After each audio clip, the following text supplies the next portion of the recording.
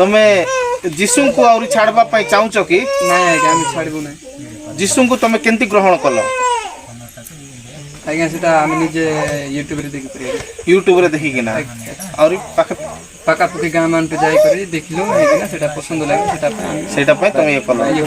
ଆହୁରି ଥରେ ତମେ ଯୋଉ ଧର୍ମରେ ଥିଲ ସେଇ ଧର୍ମକୁ ଗ୍ରହଣ କରିବା ପାଇଁ ଚାହୁଁଛ କି? ନାଇଁ ଆଜ୍ଞା ନାଇଁ ଆମେ ଆଉ ସେଠି ଯିବାକୁ ଦରକାର ନାହିଁ ଆଜ୍ଞା। ଆମର ଭଗବାନ ଖାଇଲେ ତମେ ମରିଗଲେ ବି ଆମେ ସେଠି ଛାଡ଼ିବୁ ନାହିଁ। ମରିଗଲେ ବି ଛାଡ଼ିବୁ ନାହିଁ। ବାଇବଲ ପଢୁଛ କି? ନାଇଁ ଆଜ୍ଞା। ତମେ ପାଠ ପଢିଛ? ନାଇଁ ଆଜ୍ଞା ପାଠ ପଢି ଜାଣିନ? ନାଇଁ। ହେଲେ ବାଇବଲଟା ୟୁଟ୍ୟୁବରେ ଦେଖିକିନା ପଢୁଛ ଜାଣୁଛ? ନାଇଁ ଆଜ୍ଞା ଭିଡ଼ିଓ ମାନେ ଦେଖୁଛ ଆରେ କହିବା କଥା ମାନେ ଏମିତି ଶୁଣିକିନା ଗ୍ରହଣ କରଲ, ଯୀଶୁକୁ ଗ୍ରହଣ କରଲ।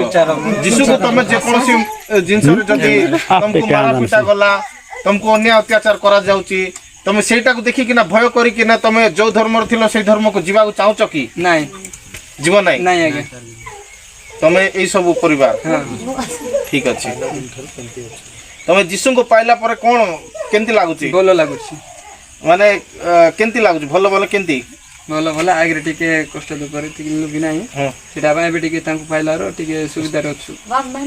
ଜୀବନ ପରିବର୍ତ୍ତନ ହେଲା, ମନ ଟିକେ ଖୁସି ଲାଗୁଛି।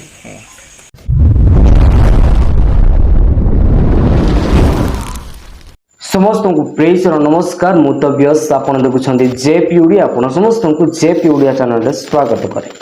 ବର୍ତ୍ତମାନ ଆପଣମାନେ ଭିଡ଼ିଓ ଦେଖିଲେ ବନ୍ଧୁ ଗାଁର ଖ୍ରୀଷ୍ଟ ବିଶ୍ୱାସୀ କୋରାପୁଟରେ ଯେଉଁମାନେ କି ବିଗତ ଦିନ ରାତ୍ର ସମୟରେ ଗାଁରୁ ବହିଷ୍କାର କରାଯାଇଥିଲେ ଯୀଶୁ ଖ୍ରୀଷ୍ଟଙ୍କୁ ବିଶ୍ୱାସ କରିବା ସକାଶେ, ସେମାନଙ୍କର ଘର ଭାଙ୍ଗିଦେଲେ ଆଉ ସେମାନଙ୍କୁ ବାହାର କରିଦେଲେ। ଆଉ ସେମାନେ ଯାଇ ରାତ୍ର ସମୟରେ ଜଙ୍ଗଲରେ ରହିଲେ। ସେମାନେ ପ୍ରଭୁ ଯୀଶୁ ଖ୍ରୀଷ୍ଟଙ୍କୁ କୌଣସି ମୁହୂର୍ତ୍ତରେ ଅସ୍ୱୀକାର କଲେ ନାହିଁ, ବରଂ ସେମାନେ ଯୀଶୁଙ୍କ ନାମ ଧରି ସେମାନେ ଆଜି ମଧ୍ୟ ଅଛନ୍ତି।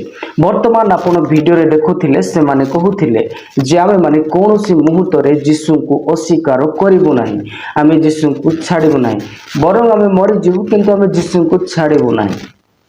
ଏହି ବିଷୟ ଆପଣମାନେ ସମସ୍ତେ ଜାଣି ରଖନ୍ତୁ। ଆମେ ପ୍ରତ୍ୟେକ ଲୋକମାନେ ଯେତେବେଳେ ଯୀଶୁଙ୍କୁ ବିଶ୍ୱାସ କରିବା ସକାଶେ ତାଡ଼ନା ପାଇବା, ସେହି ସମୟ ପାଇଁ ମୁଁ ଆପଣଙ୍କ ସମ୍ମୁଖରେ ପବିତ୍ର ଶାସ୍ତ୍ର ବାଇବଲରୁ ବାକ୍ୟ ନେଇକି ଆସିଅଛି। ଏହି ବାକ୍ୟ ଗୁଡ଼ିକ ଆପଣଙ୍କୁ ଉତ୍ସାହିତ ଦେବ, କାରଣ ଆମେ ଯଦି ପ୍ରଭୁଙ୍କ ପାଇଁ ତାଡ଼ନା ନିନ୍ଦା ପାଉଅଛୁ, ସେଇଥିପାଇଁ ପ୍ରଭୁ ଯୀଶୁ ଖ୍ରୀଷ୍ଟ ଆରମ୍ଭରୁ ଆମମାନଙ୍କୁ ଜଣାଇ ଦେଇଅଛନ୍ତି ଯେ ସେହି ସମୟରେ ଆମମାନଙ୍କ ସହ କ'ଣ ହେବ ଆଉ ସେହି ମୁହୂର୍ତ୍ତରେ ଆମକୁ କ'ଣ କରିବାକୁ ହେବ। ମୋର ପ୍ରିୟ ପ୍ରଭୁଙ୍କର ଲୋକମାନେ, ଆମେ ଯେତେବେଳେ ପ୍ରଭୁ ଯୀଶୁଙ୍କୁ ବିଶ୍ୱାସ କରୁ ସେତେବେଳେ ଆମମାନଙ୍କ ଜୀବନରେ ବିଶ୍ୱାସରେ ଝଡ଼, ସମସ୍ୟା, ଦୁଃଖ, କଷ୍ଟ, କ୍ଲେଶ ବହୁତ ଗୁଡ଼ାଏ ବିଷୟକୁ ଆମେ ସାମ୍ନା କରିଥାଉ କେବଳ ନିଜର ବିଶ୍ୱାସ ଯୀଶୁଙ୍କ ପାଖରେ ରଖିବା ସକାଶେ। ଏହି ସମୟରେ ଆମମାନଙ୍କୁ ଅନେକ ଦୁଃଖ, ଅନେକ କଷ୍ଟ ଦେଇ ଆମକୁ ଗାଁର ଲୋକମାନେ ତାଡ଼ନା କରିବେ, ଆମମାନଙ୍କୁ ନିଜର ଲୋକମାନେ ତାଡ଼ନା କରିବେ, ଅନେକ ଲୋକମାନେ ଅନେକ ପ୍ରକାର କଥା କହିବେ, କିନ୍ତୁ ପରମେଶ୍ୱର ଆଗରୁ ଏହି ସମସ୍ତ ବିଷୟ ଜାଣିଥିଲେ। ଆଉ ପ୍ରଭୁ ଯୀଶୁ ଖ୍ରୀଷ୍ଟ 2000 ବର୍ଷ ପୂର୍ବେ ଯେତେବେଳେ ଏ ଧରାପୃଷ୍ଠକୁ ଆସିଥିଲେ, ସେହି ସମୟରେ ମଧ୍ୟ ପ୍ରଭୁ ଯୀଶୁ ଖ୍ରୀଷ୍ଟଙ୍କ ସହ ଅନେକ ଅତ୍ୟାଚାର ହେଇଅଛି। ଆଉ ସେ ଯେ ସତ୍ୟ ଓ ଜୀବନ୍ତ ପରମେଶ୍ୱର ହେବା ସକାଶେ ତାହାଙ୍କୁ ବହୁତ ନିନ୍ଦା ତାଡ଼ନା କରାଗଲା। ଆଉ ଠିକ୍ ସେ ପ୍ରକାରେ ପ୍ରଭୁ ଯୀଶୁ ଖ୍ରୀଷ୍ଟଙ୍କୁ ବିଶ୍ୱାସ କରୁଥିବା ଲୋକମାନଙ୍କ ସଙ୍ଗରେ ମଧ୍ୟ ଏହି ସମସ୍ତ ବିଷୟ ଆଜି ଦିନମାନଙ୍କ ମଧ୍ୟରେ ହେଉଅଛି। ଅନେକ ସମୟରେ ଆମେମାନେ ଭାବିଥାଉ, ମୁଁ ତ ଯୀଶୁଙ୍କୁ ବିଶ୍ୱାସ କଲି, ମୁଁ କ'ଣ ଭୁଲ କରିଛି ମୋ ସହିତ ଏହି ପ୍ରକାର ଅତ୍ୟାଚାର ହେଉଅଛି। ମୋର ପ୍ରିୟମାନେ, ପ୍ରଭୁ ଯୀଶୁ ଖ୍ରୀଷ୍ଟ ଆରମ୍ଭରୁ ଆମକୁ କହିଛନ୍ତି, ଜଗତ ମୋତେ ଚିହ୍ନି ନଥିଲା ଆଉ ତୁମକୁ ମଧ୍ୟ ଚିହ୍ନିବ ନାହିଁ। ଆମେ ଜଗତର ଲୋକ ଯଦି ହେଇଥାନ୍ତା ତେବେ ଜଗତ ଆମକୁ ଚିହ୍ନିଥାନ୍ତା। ଆମର ସ୍ୱଭାବ, ଆମର ଜୀବନ ଜଗତ ପରି ନୁହେଁ। ଜଗତର ଲୋକମାନେ ନିଶା ଖାଆନ୍ତି, ଜଗତର ଲୋକମାନେ ଗାଳି ଗୁଲଜ କରନ୍ତି, ଜଗତର ଲୋକମାନେ ଝଗଡ଼ା କରନ୍ତି, ଜଗତର ଲୋକମାନଙ୍କ ଜୀବନରେ ଦୟା ପ୍ରେମ ନଥାଏ, ସେମାନଙ୍କ ଜୀବନରେ ସ୍ୱାର୍ଥ ଥାଏ। କିନ୍ତୁ ଆମେମାନେ ଏହି ସମସ୍ତ ବିଷୟ ଠାରୁ ଅଲଗା, କାରଣ ବର୍ତ୍ତମାନ ଆମେ ପ୍ରଭୁ ଯୀଶୁ ଖ୍ରୀଷ୍ଟଙ୍କ ଠାରୁ ଆଉ ପ୍ରଭୁ ଯୀଶୁ ଖ୍ରୀଷ୍ଟଙ୍କ ବାକ୍ୟ ଅନୁସାରେ ଆମେ କ'ଣ ହେଉଛୁ? ନୂତନ ହେଉଛୁ। ପରମେଶ୍ୱରଙ୍କର ଆତ୍ମାଙ୍କର ବାକ୍ୟ ଦ୍ୱାରା ଆମେ ନୂତନକରଣ ହେଇଅଛୁ।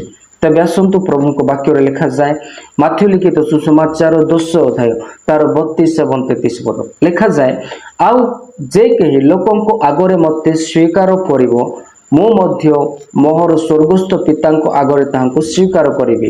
ମାତ୍ର ଯେ କେହି ଲୋକଙ୍କ ଆଗରେ ମୋତେ ଅସ୍ୱୀକାର କରିବ ମୁଁ ମଧ୍ୟ ମୋହର ସ୍ୱର୍ଗସ୍ଥ ପିତାଙ୍କ ଆଗରେ ତାହାଙ୍କୁ ଅସ୍ୱୀକାର କରିବି। ଏହି ଜଗତରେ ଯେକୌଣସି ବ୍ୟକ୍ତି ନିନ୍ଦା ତାଡ଼ନା ପାଇବ ଆଉ ପ୍ରଭୁ ଯୀଶୁଖ୍ରୀଷ୍ଟଙ୍କ ସକାଶେ ସେହି ସମୟରେ ଯଦି ସେହି ବ୍ୟକ୍ତି ଲୋକଙ୍କ ସାମ୍ନାରେ ଯୀଶୁଙ୍କୁ ଅସ୍ୱୀକାର କରିବ, ଯୀଶୁଙ୍କୁ ରିଜେକ୍ଟ କରିବ, ଯୀଶୁଙ୍କୁ ଛାଡ଼ିଦେବ, ତେବେ ସ୍ୱର୍ଗରେ ଯେତେବେଳେ ପରମେଶ୍ୱର ଆମ ପ୍ରତ୍ୟେକଙ୍କୁ ବିଚାର କରିବେ ନା, ସେହିଦିନ ସ୍ୱର୍ଗସ୍ଥ ପିତାଙ୍କ ସାମ୍ନାରେ ମଧ୍ୟ ପ୍ରଭୁ ଯୀଶୁ ସେମାନଙ୍କୁ ଅସ୍ୱୀକାର କରିବେ। ତେଣୁକରି ଆମେମାନେ ଯୀଶୁଖ୍ରୀଷ୍ଟଙ୍କୁ କେବେ ମଧ୍ୟ ସ୍ୱୀକାର କରିବା ନାହିଁ, କାରଣ ସେ ଆମମାନଙ୍କ ପାଇଁ ଆମକୁ ପରିତ୍ରାଣ ଦେବା ପାଇଁ ଯଦି ଏତେ କଷ୍ଟ ସହିଲେ, କ'ଣ ଆମେ ପ୍ରଭୁ ଯୀଶୁଖ୍ରୀଷ୍ଟଙ୍କ ପାଇଁ କଷ୍ଟ ସହିବା ନାହିଁ କି? ଆମମାନେ ସହିବା ଆବଶ୍ୟକ ଅଟେ, କାରଣ ଏହା ତ ପ୍ରକୃତ ଖ୍ରୀଷ୍ଟିଆନ ଜୀବନ ଅଟେ। ବାକ୍ୟରେ ଯେ ପ୍ରକାର ଲେଖାଯାଏ, ପ୍ରକୃତରେ ଯେ କେହି ମୋର ଅନୁଗମନ ହେବାକୁ ଚାହେଁ ତେବେ ସେ ଆପଣା କ୍ରୁଶ ବହନ କରୁ ବୋଲି ପ୍ରଭୁ ଯୀଶୁ କହିଲେ। ଆଗକୁ ଆହୁରି ବାକ୍ୟ ଲେଖାଯାଏ, ଯେତେବେଳେ ମାଥ୍ୟୁ ଲିଖିତ ସୁସମାଚାର ତାର 5 ଅଧ୍ୟାୟ 10-12 ପର୍ଯ୍ୟନ୍ତ ପଢ଼ୁ। ଏଠାରେ ଲେଖାଯାଏ, ଧାର୍ମିକତା ନିମନ୍ତେ ତାଡ଼ନା ପ୍ରାପ୍ତ ଲୋକେ ଧନ୍ୟ, କାରଣ ସ୍ୱର୍ଗ ରାଜ୍ୟ ସେମାନଙ୍କର। ଆପଣ ଯେ ଧାର୍ମିକ କାର୍ଯ୍ୟ, ଧାର୍ମିକ ଯୀଶୁଙ୍କୁ, ଧାର୍ମିକ ପରମେଶ୍ୱରଙ୍କୁ ଆପଣ ଧାର୍ମିକ ଜୀବନ ଅତିବାହିତ କରିଥିବାରୁ ଆପଣଙ୍କୁ ଯଦି ତାଡ଼ନା ମିଳୁଅଛି ତେବେ ଆପଣମାନେ ଧନ୍ୟ, କାରଣ ସ୍ୱର୍ଗ ରାଜ୍ୟ ଆପଣଙ୍କର। ଏଠାରେ ଆପଣ କନଫର୍ମ ହୁଅନ୍ତୁ ଯେ ଆପଣ ଯୀଶୁଙ୍କ ସକାଶେ ତାଡ଼ନା ପାଇଛନ୍ତି। ଆପଣ କୌଣସି ଅପରାଧ କରିକି, ଆପଣ କୌଣସି ପାପ କରିକି, ଆପଣ କୌଣସି ଭୁଲ କାମ କରିକି ଆପଣଙ୍କୁ ତାଡ଼ନା କରାଯାଏ ନାହିଁ। ଆପଣ ଯେ ଯୀଶୁଙ୍କୁ ବିଶ୍ୱାସ କରିବା ସକାଶେ, ଧାର୍ମିକତା ସକାଶେ ଆପଣଙ୍କୁ ତାଡ଼ନା କରାଯାଇଅଛି, ତେବେ ଆପଣ ଏହା କନଫର୍ମ ହୁଅନ୍ତୁ ଯେ ସ୍ୱର୍ଗ ରାଜ୍ୟ ଆପଣଙ୍କର।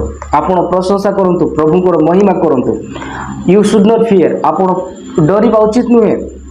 ତାପରେ ଲେଖାଯାଏ, ଲୋକେ ଯେବେ ତୁମମାନଙ୍କୁ ମୋ ସକାଶେ ନିନ୍ଦା ଓ ତାଡ଼ନା କରନ୍ତି, ପୁଣି ମିଥ୍ୟାରେ ତୁମମାନଙ୍କ ବିରୁଦ୍ଧରେ ସମସ୍ତ ପ୍ରକାର ମନ୍ଦ କଥା କୁହନ୍ତି, ତେବେ ତୁମେମାନେ ଧନ୍ୟ, ଆନନ୍ଦ କର ଓ ଉଲ୍ଲସିତ ହୁଅ, କାରଣ ସ୍ୱର୍ଗରେ ତୁମମାନଙ୍କର ପ୍ରଚୁର ପୁରସ୍କାର। ସେହିପରି ତ ସେମାନେ ତୁମମାନଙ୍କୁ ପୂର୍ବରୁ ଆସିଥିବା ଭାବବାଦମାନଙ୍କୁ ତାଡ଼ନା କରିଥିଲେ। ତାଡ଼ନା ନାହିଁ କି ଖ୍ରୀଷ୍ଟିଆନ ତାଡ଼ନା ଏବେର ନୁହେଁ, ଖ୍ରୀଷ୍ଟିଆନ ମାନଙ୍କୁ ଆରମ୍ଭରୁ ତାଡ଼ନା କରାଯାଇଅଛି, କିନ୍ତୁ ଖ୍ରୀଷ୍ଟିଆନ ବଢ଼ି ବଢ଼ି ଚାଲିଛି। ଖ୍ରୀଷ୍ଟିଆନ ମାନଙ୍କୁ ତାଡ଼ନା କେତେ ହେବ ନା, ସେତିକି ବଢ଼ିବେ। ମୋର ପ୍ରିୟ ପ୍ରଭୁଙ୍କର ଲୋକମାନେ, ବନ୍ଧୁଗାର, ଆପଣ ଯେତେ ଲୋକ ଖ୍ରୀଷ୍ଟ ଯୀଶୁଙ୍କ ପାଇଁ ତାଡ଼ନା ହେଇଛନ୍ତି, ଆପଣ ଗୋଟେ ବୀଜ ବୁଣିଛନ୍ତି ସେ ଜାଗାରେ, ଆଉ ସେହି ଜାଗାରେ ଆଗାମୀ ଦିନମାନଙ୍କ ମଧ୍ୟରେ ଅନେକ ଲୋକମାନେ ପ୍ରଭୁ ଯୀଶୁଖ୍ରୀଷ୍ଟଙ୍କ ପାଇଁ ସାକ୍ଷୀ ହେବେ। ତାଡ଼ନା ପ୍ରସ୍ପରିଟି ଆଣିଥାଏ। ଗୋଟିଏ ଜାଗାରେ ଯଦି ତାଡ଼ନା ହୁଏ ଯୀଶୁଙ୍କ ନାମରେ, ସେହି ଜାଗାରେ ହଜାର ଲୋକମାନେ ସାକ୍ଷ୍ୟ ଦେବେ। ମନେ ରଖନ୍ତୁ, 2008ରେ ଯେତେବେଳେ ଆମ ଓଡ଼ିଶା କନ୍ଧମାଳରେ ଖ୍ରୀଷ୍ଟିଆନ ମାନଙ୍କ ପ୍ରତି ତାଡ଼ନା ହେଲା, କାଟିଲେ, ସେମାନଙ୍କର ଘର ଭାଙ୍ଗିଦେଲେ, ସେମାନେ ଜଙ୍ଗଲରେ ଯାଇକି ରହିଲେ ପ୍ରାଣ ବିକଳରେ, ସେ ସମୟରେ ମୁଁ ପ୍ରଭୁଙ୍କୁ ଜାଣିନଥିଲି। ମୂର୍ତ୍ତି ପୂଜା, ଦେବୀ ଦେବତା ପୂଜା କରୁଥିଲି 2008 ସମୟରେ, ଯେଉଁ ସମୟରେ ମୁଁ 5ମ କ୍ଲାସ ପଢ଼ୁଥିଲି। ମୁଁ ଖାଲି ଦେଖୁଥିଲି ଦୁନିଆରେ କ'ଣ ହେଉଛି। ସେହି ଜାଗାରେ ପ୍ରଭୁଙ୍କର ଲୋକମାନେ ରକ୍ତ ଝରେଇଛନ୍ତି, ପ୍ରଭୁ ଯୀଶୁଖ୍ରୀଷ୍ଟଙ୍କ ନାମରେ ତାଡ଼ିତ ହୋଇଅଛି। କନ୍ଧମାଳରେ ମୋ ପରି ଜବାନ ପିଲାମାନେ ପ୍ରଭୁଙ୍କ ପାଇଁ ସାକ୍ଷୀ ହେଉଛନ୍ତି, ଆଉ ପ୍ରଭୁ ଯୀଶୁଖ୍ରୀଷ୍ଟଙ୍କର ବାକ୍ୟ ପ୍ରଚାର କରି ଆଜି ପ୍ରଭୁଙ୍କର ଦାସ ଭାବରେ ସେମାନେ ପ୍ରଭୁଙ୍କର କାର୍ଯ୍ୟ କରୁଛନ୍ତି। ଆଉ ସେମାନଙ୍କ ମଧ୍ୟରୁ ପରମେଶ୍ୱର ମୋତେ ମଧ୍ୟ ଆହ୍ୱାନ କଲେ, ଆଉ ମୁଁ ମଧ୍ୟ ପ୍ରଭୁଙ୍କୁ ଜାଣିନଥିଲି, ଆଉ ସେହି ତାଡ଼ିତ ଜାଗାରୁ ପ୍ରଭୁ ମୋତେ ଠିଆ କଲେ। ମୁଁ ଏ ବିଷୟ ଆପଣଙ୍କୁ ଜଣାଇବା ପାଇଁ ଚାହେଁ, ପ୍ରଭୁ ଆପଣଙ୍କୁ ମଧ୍ୟ ସେହି ଜାଗାରେ ବ୍ୟବହାର କରିଛନ୍ତି, ଆଉ ଆପଣଙ୍କୁ ମଧ୍ୟ ପରମେଶ୍ୱର ଆଗାମୀ ଦିନରେ ବ୍ୟବହାର କରିବେ। ଅନେକ ଆପଣଙ୍କୁ ଦେଇ ପ୍ରଭୁଙ୍କର ସାକ୍ଷୀ ହେବେ। ଆଉ ପ୍ରଭୁ ଯୀଶୁଖ୍ରୀଷ୍ଟଙ୍କୁ ବିଶ୍ୱାସ କରୁଥିବା ଜୀବନ ସାଧାରଣ ଜୀବନ ନୁହେଁ, ଏହା ଏକ ପରିତ୍ରାଣର ଜୀବନ, ଏହା କଷ୍ଟର ଜୀବନ, ଦୁଃଖର ଜୀବନ ଅଟେ। ଏହି ସମସ୍ତ ବିଷୟ, ଦୁଃଖ, କ୍ଲେଶ, କଷ୍ଟ, ଏହି ସମସ୍ତ ବିଷୟ ଆପଣ ଯୀଶୁଙ୍କ ପାଇଁ ଯାହା ଉଠାଉଛନ୍ତି, ଏହା ଜଗତରେ ରହିବ। ଆଉ ଯେତେବେଳେ ଆପଣ ଏହି ଦୁନିଆ ଛାଡ଼ିକି ଚାଲିଯିବେ, ଆପଣଙ୍କର ସମସ୍ତ ଦୁଃଖକୁ ପ୍ରଭୁ ଯୀଶୁଖ୍ରୀଷ୍ଟ ଆନନ୍ଦରେ ପରିପୂର୍ଣ୍ଣ କରିଦେବେ। ସ୍ୱର୍ଗରେ ପ୍ରଭୁଙ୍କ ନାମରେ ଆପଣ ଉଲ୍ଲାସିତ ହେବ, ପ୍ରଭୁଙ୍କର ମହିମା କରିବେ। ଏହି ଭିଡ଼ିଓକୁ ବହୁତ ମାତ୍ରାରେ ସେୟାର କରନ୍ତୁ, ଆଉ ଆପଣମାନେ ପ୍ରାର୍ଥନା କରନ୍ତୁ। ଆଉ ଯଦି ଆପଣ ବନ୍ଧୁଗାର ଦେଖୁଛନ୍ତି, ନିଶ୍ଚିତ କମେଣ୍ଟରେ ଲେଖି ଜଣାନ୍ତୁ। ତ ଏହି ପ୍ରକାର ଆଗାମୀ ଭିଡ଼ିଓ ଦେଖିବା ପାଇଁ ଆପଣ ଆମ ଚ୍ୟାନେଲରେ ଯୋଡ଼ି ରୁହନ୍ତୁ, ସବସ୍କ୍ରାଇବ୍ କରନ୍ତୁ। ପୁଣି ଦେଖାଇବା ଆଗାମୀ ଭିଡ଼ିଓରେ। ଆପଣ ସମସ୍ତଙ୍କୁ ପ୍ରେଜ୍ ଦ ଲର୍ଡ।